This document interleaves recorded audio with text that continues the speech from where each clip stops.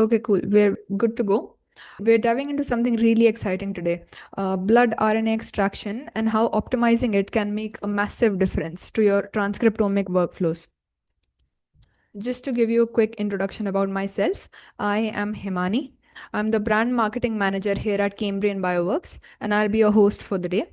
Our topic is optimizing blood RNA extraction for scalable transcriptomics.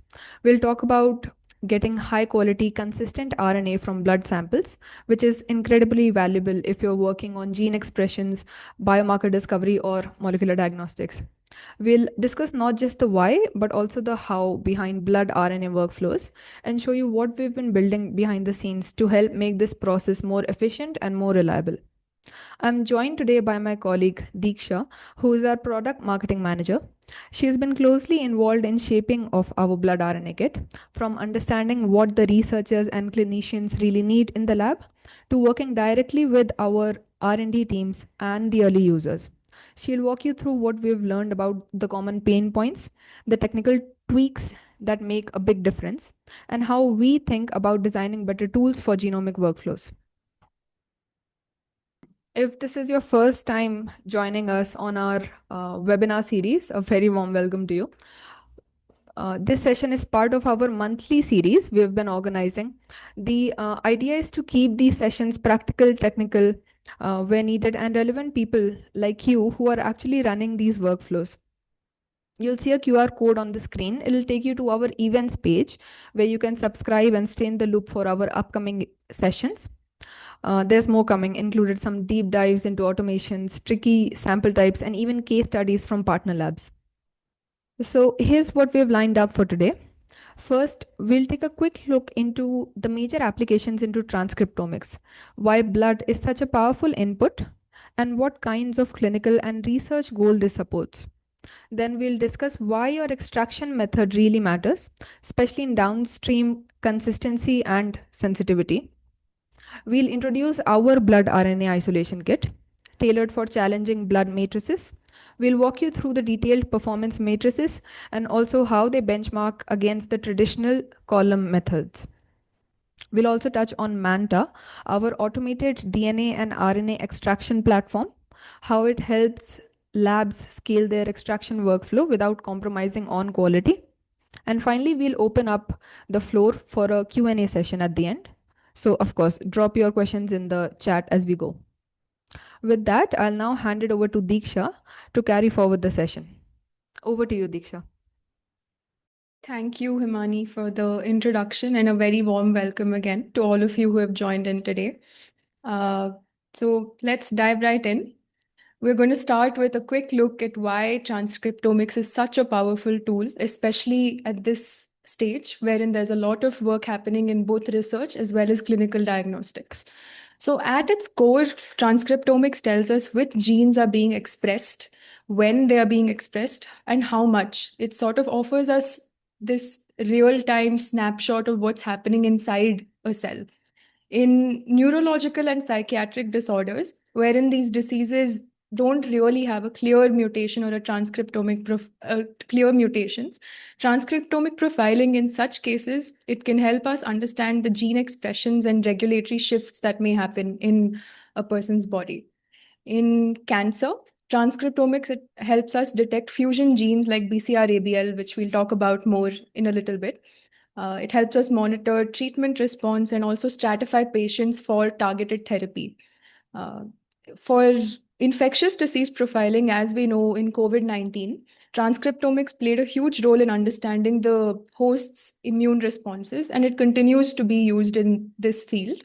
And for rare diseases, of course, RNA sequencing has enabled diagnosis wherein DNA alone cannot provide the complete answer.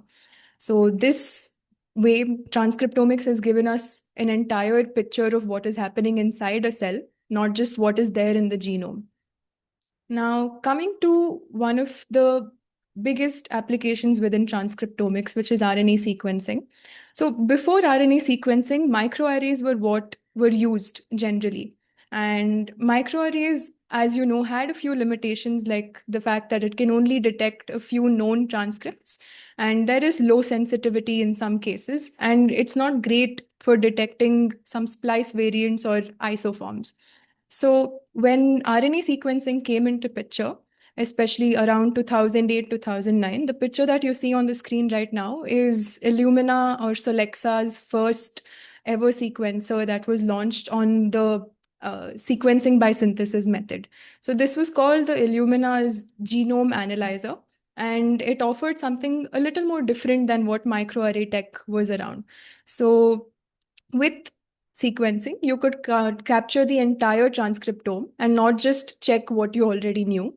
You can also it also had a higher range, meaning you could detect both highly as well as weakly expressed genes in the same sample. Along with that, it also provided a base level resolution, meaning you could discover mutations and even splicing events that would happen. So you could not just detect transcripts at this point, but also measure the expression levels across thousands of genes and in hundreds of samples. So this made larger cohort studies possible, and it allowed researchers to look at the biological variation and not just the presence or absence of a gene. So, as we all know, because of the increase in the sequencers, because of TrueSeq library kits, as well as the other platforms that were launched by Illumina over the years, the cost of sequencing dramatically drove down. So, what earlier costed us $1,000 or even more per sample can now be done for under $100, which is incredible. So we know that sample multiplexing also plays a huge role in this. Along with this, the Illumina boom that happened in around that time, it also enabled studies like TCGA, which is the Cancer Genome Atlas, to happen. So this was it was a program launched by the NIH, and what it aimed to do was it wanted to identify the mutation and the gene expression patterns as well as the RNA isoforms that were involved in cancer. So the impact that this has had has been incredible, because right now with the Cancer Genome Atlas, the RNA-seq has been established as a standard in cancer transcriptomics. And these data sets are publicly available and used across research sites. So these projects generated this open access data, and this boom around the 2010s is what sort of enabled this and propelled it forward. However, in the 2020s, we saw a bit of a change, or rather a shift in transcriptomics, wherein the nanopore sequencing technology came across. So with the ONT tech, as we know, we are able to sequence native RNA molecules directly rather than converting them to cDNA first. This gives us first of all, there is lesser biases introduced during the prep, which means you get a more accurate view of the transcript itself. And there is no fragmentation or reverse transcription or amplification involved. So that way, you're not just reducing the biases, but you're also getting the entire picture of the uh, transcript. So what Nanopore really helps us here do is that it can also get really deep into the gene. It can help you understand what isoforms may be there. Isoforms are different splice variants of the same gene. It may be introduced because of, again, alternative splicing or alternative transcription start or stop sites in the code. So Nanopore allows us to get into the depths of it and really understand what are the different types of isoforms that are present. It helps us understand alternative splicing events like skipped exons or retained introns, which again has a lot of relevance in the downstream analysis. And also the RNA modifications which impact translation of the protein and the stability of the protein. So not just this, the nanopore tech also allows us to sequence the 16S rRNA gene, which we know is a subunit that is present in the prokaryotic ribosome. So why this is significant is because it's highly conserved in all of the bacteria and the archaea, which makes it sort of a gold standard when we're trying to identify and classify microbes. So the 16S rRNA gene is about a 1500 base pairs long, and like I mentioned, covers both highly conserved regions and variable regions. So using nanopore, we're now able to not just understand which bacteria it is, but even get down to species level resolution, sometimes even between closely related strains. So this again enables much more deeper understanding of the genome. Now, all this said and done, it doesn't mean that there is one replacing the other. So Illumina is still preferred for quantitative accuracy. So when a lab is performing bulk RNA sequencing or single cell RNA sequencing, it is still considered the gold standard because it has a low error rate. And of course, because it has been around for a while now, the analysis pipelines are a lot more mature. It makes it that way, it makes it ideal for these expression level studies. On the other hand, nanopore is preferred when there is a much more deeper understanding of the genome required, like isoform resolution or splicing. And of course, because of the small size, it can be used for field-based work as well. Some labs we have seen use a combination of both as per their use case. Now, coming to another very important application in transcriptomics, which is the BCR-ABL test. Let's start with the basics. So BCR is a gene that is located on chromosome 22, and ABL1 is found on chromosome 9. So under normal conditions, these two genes are completely unrelated. They sit on different chromosomes and they have their own functions. But in some blood cancers, mainly CML or ALL, there is a chromosome translocation that happens. And specifically, as you can see in the picture, the parts of chromosome 9 and 22 swap places. So because of this translocation, there is another shorter, much shorter chromosome 22 formed, which is called the Philadelphia chromosome. There is a nice story behind why it is called the Philadelphia chromosome as well. It was actually discovered in the 1960s in the University of Pennsylvania and the Fox Chase Cancer Center in Philadelphia. This chromosome in particular was the first genetic abnormality linked to cancer, which makes it uh, a bit of a milestone in cancer research.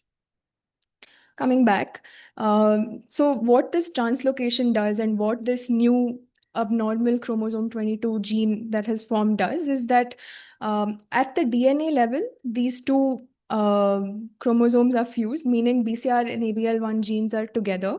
And when this fusion gene is transcribed, it produces a single hybrid mRNA transcript. So this transcript contains coding regions from both BCR as well as ABL1. So this hybrid mRNA then is translated into a BCR-ABL fusion protein. So this protein, the most important function of what it does, this fusion protein, is the fact that it acts as an active tyrosine kinase, which means that it's always turned on even when it shouldn't be. So that's when the problem starts, right? This constantly active kinase then sends these growth signals to the cells nonstop, which bypasses all the normal checks that are usually there.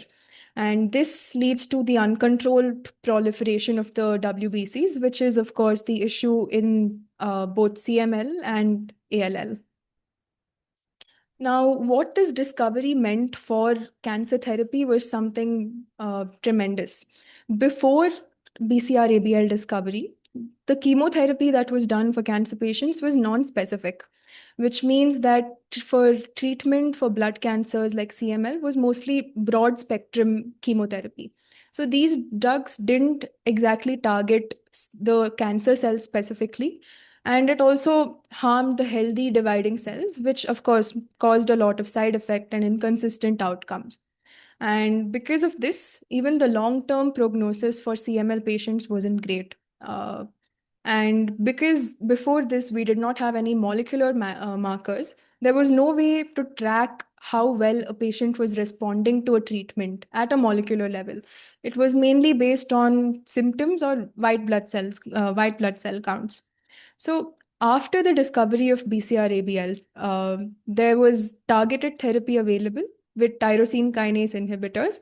So we understood that BCR-ABL is a targetable mutation, right? So that, as I mentioned, led to the development of these drugs, which are called tyrosine kinase inhibitors, which block the activity of BCR-ABL. So now CML has a survival rate of over 90% with tyrosine kinase inhibitors. And this, of course, has been monumental in cancer therapy. So BCR-ABL is also used now it has become a standard practice when there is a cancer patient undergoing therapy, because it tells us how much residual disease is left in the patient's body, and whether the treatment is working or not. So if the transcript levels drop below a certain threshold, that's called a major molecular response. And that is a good sign for the patient that is in long-term remission. So while there are these monumental applications in transcriptomics, at the end of it, it all starts from the same point, which is high quality RNA. And how you extract this RNA matters a lot. Now, if I mean, traditionally there are multiple ways wherein RNA is isolated. There is magnetic beads, spin columns, trizol as well. And if we were to just compare how magnetic beads and spin columns perform in terms of RNA integrity, with a bead-based extraction, it is more gentle on the nucleic acid. As we know, RNA is a much more sensitive nucleic acid. Because there is minimal stress, there is not much centrifugation involved in the process. So you end up with higher RIN scores and better preservation of the full-length transcripts. Spin columns, on the other hand, of course, involve multiple centrifugation steps, which can either shear DNA or even expose it to longer drying times, which may cause degradation. In terms of yield, if we're working with small volumes or precious clinical samples, magnetic beads, because it has a larger surface area and a larger concentration, it can give us higher yields. And spin columns that way have a variable binding capacity. So there is only that much region available for the nucleic acids to pass down in the membrane. So in case of really high volume, that may tend to suffer a little bit. In terms of time per prep, beads are faster because it is automatable, and it is also scalable because it takes a shorter period of time and you can batch these samples together. Spin columns tend to be manual and slower, so it often takes more than an hour per batch, and it's not suited for high throughput scenarios. Now, the loss of information that also happens, that again, as we have read in literature and what our customers say, is that this would be a critical point with transcriptomics in the picture. So columns may have the tendency to lose some RNA or some small or low abundance RNAs, especially if it's already degraded or underrepresented. Meaning you may miss out some transcripts if you extract with that method. Beads, as I mentioned, are gentler in that way, and it preserves those transcripts, which is better for RNA sequencing. And of course, when it comes to cost, at scale, the beads method is much lower rather than using the columns, because it is a manual method at the end of the day, and you're spending a lot on consumables that way. Now, now coming to the newest kit that we have launched, and we're very excited about this. It's the blood RNA kit, which is automated on the Manta. So our blood RNA kit is magnetic bead based. It has variable input volumes ranging from 500 microliters up to 2 ml to accommodate different yield requirements for different workflows. This is automated on the Manta, which is the device that you're seeing on the left. I know that some of you who have joined today are our customers who are already familiar with the Manta. But for those of you who aren't familiar with it, it is our compact automation that can extract DNA as well as RNA. It works on pre-filled cartridges, and I will talk about this in a little while. And finally, the RNA kit that we have designed, as I mentioned, with variable input volumes, it is optimized for high yield and high integrity. So we will be exploring some kit performance metrics in a while. And for those metrics, this is the study design that we adopted. The sample type considered was whole blood from K2 or K3 EDTA tubes. This was freshly collected and stored at 4 degrees Celsius. It was also processed within 6 hours of collection. And there is one more sample type that we have extracted RNA from, which is a triazole lysate. Volume, like I mentioned, is variable from 500 microliters to 2 ml, and even higher volumes can be accommodated. This depends on your workflow, and I will talk about this in a little while. And the great part about this is that from 500 microliters up to 2 ml, you don't have to change any buffer volumes required for the extraction process. And finally, the parameters that we've tested are yield, purity, RNA integrity number, the 28S 18S ratio. We have also analyzed it on a tape station analyzer and also compared it with a leading kit. Coming to the workflow that we have, just a quick snapshot of how our kit performs. So your starting sample is whole blood from an EDTA tube. You add 1 ml of blood and 9 ml of RBC lysis buffer.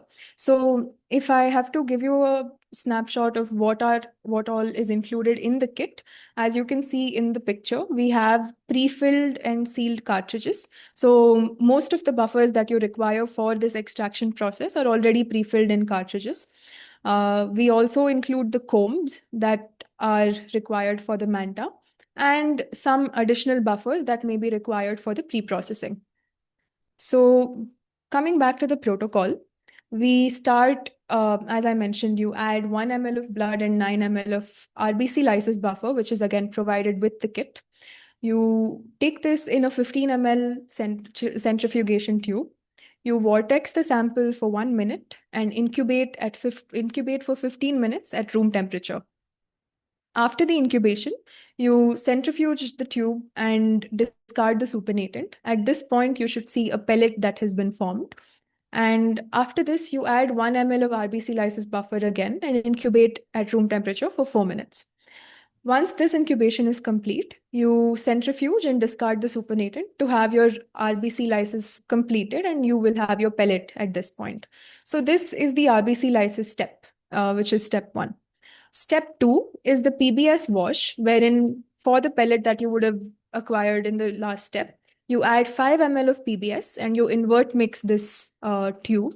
So this way you clean the pellet and get rid of any other contaminants that may be present. And after the PBS wash is complete, the final step is to, of course, remove the supernatant. And to the pellet, you add 500 microliters of RNA LBB, again, which is a binding buffer, a lysis binding buffer that is provided with the kit, along with 2.44 microliters of reagent R. So all these components that have been mentioned are provided with the kit itself. We incubate this tube again at room temperature for 15 minutes. And finally, we transfer this lysate into the well 1 of the cartridge. So as you can see, the cartridge has 6 wells. With the first well is where the sample addition happens. And before loading the cartridge onto the machine, we are also adding 6 microliters of DNase and 17 microliters of DNase 10x reaction buffer to well 4. So what we do in this protocol is, rather than treating the elute with DNase at the end of the step, we do it during the workflow itself. So this bead-based DNase, while the RNA is still on the bead, we get rid of the DNA that would have attached onto the bead. So this we have seen gives cleaner results. And of course, you only have your RNA elute present at the end of it. So before we move on, I just wanted to mention that while this is the protocol that we have optimized for volumes from 500 microliters up to 2 ml, this is still not a one size fits all. So what we actually want to do after this webinar is we want to hear from you. We want to understand your workflow and adapt our pre-processing based on the volumes that you require. So if you are into very complex research use cases wherein you have to extract RNA from a larger volume, say more than 5 ml, that can be accommodated, but we will have to spend time at your lab to standardize it for your particular workflow. So as Himani mentioned earlier, you can always reach out to us after this webinar or drop your questions in the chat box. Now, coming to the kit performance metrics, like I had mentioned earlier, we have used samples from that are freshly collected and processed in under 6 hours. So we will be looking at all the parameters that I had mentioned earlier. Now, coming to the yield and what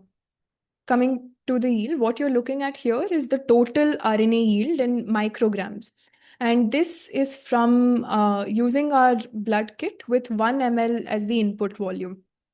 So with 1 ml, as you can see across multiple runs and donors, the yield has been consistently above 3 micrograms, which is from what we have seen, is more than sufficient for downstream applications, whether it's BCR-ABL or RNA sequencing, or even multiple qPCR reactions from a single prep.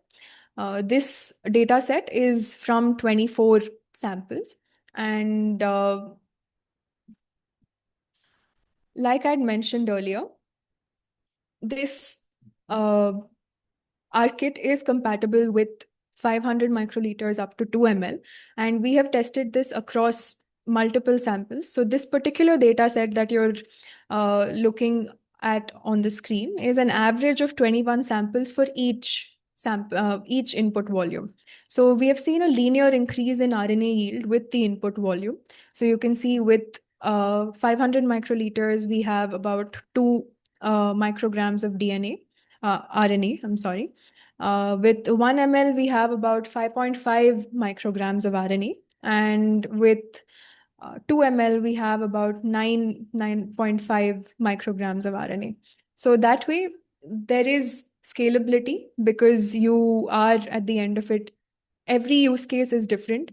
For some patients wherein they are undergoing therapy, like in CML, as the treatment progresses, even the RNA levels and particularly the BCR-ABL transcript levels drop down significantly. So this is when we often will have to process larger blood volumes to get enough RNA for qPCR or MRD monitoring. So having a kit like this will give you that flexibility wherein you can still get high quality and high yield RNA, which is, of course, very critical in a clinical setting. Coming to the purity of the RNA that we have isolated using our kit, they all fall under the standard ranges of 1.8 to 2 for the 260 by 280 ratios and between 2 to 2.2 for 260 by 230. Now, I know this is a parameter that we generally check, but of course, for RNA, there are more rigorous standards for measuring the integrity, such as the RNA integrity number. So RNA integrity number, RIN, as we all know, is a score from 1 to 10, wherein 1 is very degraded and 10 is highly intact. And it indicates the RNA quality. So with lower RIN values, generally it leads to a biased transcript detection. It leads to reduced mapping quality when you're sequencing it. And of course, unreliable quantification because you aren't sure if you have isolated pure RNA or if there has been some contamination involved. So especially when RNA is degraded, it affects that transcript detection for longer transcripts or low abundance genes. So with our kit, we have been able to isolate highly, we're able to we've been able to isolate RNA with high integrity. So the RIN values for the samples that we have isolated are all above 8.5. These are some tape station profiles that we have obtained from our samples. And as you can see, there is a very clean peak, which is observed at 28S and 18S. This is another representative tape station profile.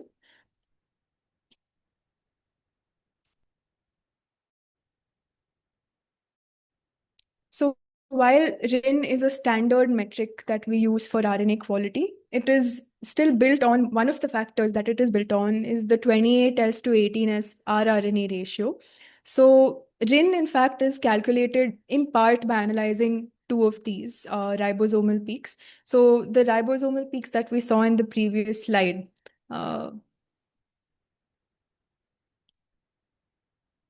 which are these two, which I'm pointing on the screen.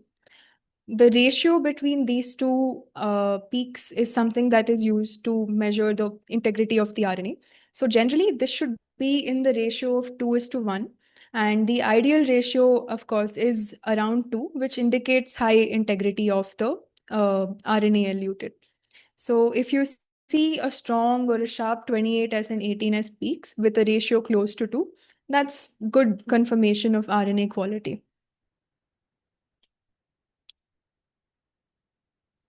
Now, comparing it to a kit, a competitor kit that is widely used in multiple customer sites, we have been able to isolate enough RNA either at par or outperforming the competition, both in terms of yield as well as purity. So this sample set is about across 8 samples. And as you can see, there is at least a minimum of 3 to 4 micrograms of RNA that has been extracted. So that way, the kit is very robust. It has been very extensively trialed against multiple competitors. And coming to RNA from other sample types, we also tried to extract the RNA using the same kit, of course, from triazole lysates, because we observed that in some of our customer sites, while they were using their previous method, which was a combination of a few methods for RNA isolation, triazole lysate was one of them. So after they obtained the blood sample, they would pellet it down and lyse it with triazole and snap freeze it and store it at minus 80 degrees. So using the same kit and a slightly tweaked pre-processing protocol, we were still able to isolate more than 5 micrograms of RNA with good 260 by 280 as well. So if you are a lab that is currently using triazole or has a lot of these triazole lysates stored for a research project, we would be happy to help with that as well.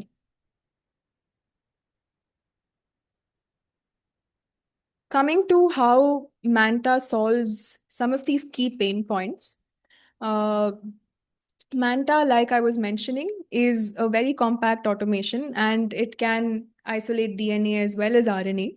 And it functions on these pre-filled cartridges that you're seeing on screen right now. So the cartridge is filled with the magnetic beads, the lysis, the binding buffers, the wash buffers, as well as the elution buffer.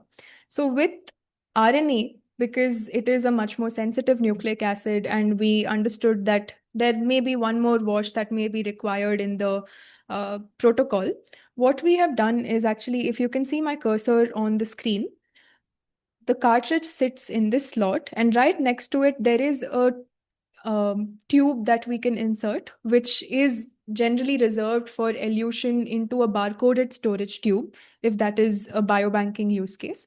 In this case, because there is an extra wash involved in the protocol itself, we have made the kit such that the elution happens in a separate tube in the last slot. So this way, your RNA, your elution buffer still stays in a separate tube and is much more uh, contamination free. So with Manta and the pre-filled cartridges, you can rest assured that there won't be contamination in your workflows. Another great thing about the Manta is that you can run any number of samples that you have in a day. So you don't really have to wait for samples to fill up to run a 96 well machine. So if you have the Manta can accommodate any number between 1 and 32. And on deck, the time of processing is under 35 minutes. So you will be able to extract nucleic acids from any number of samples that you have in the day. It also accommodates a multitude of samples from ranging from whole blood, fresh tissue, FFP tissue, stool as well.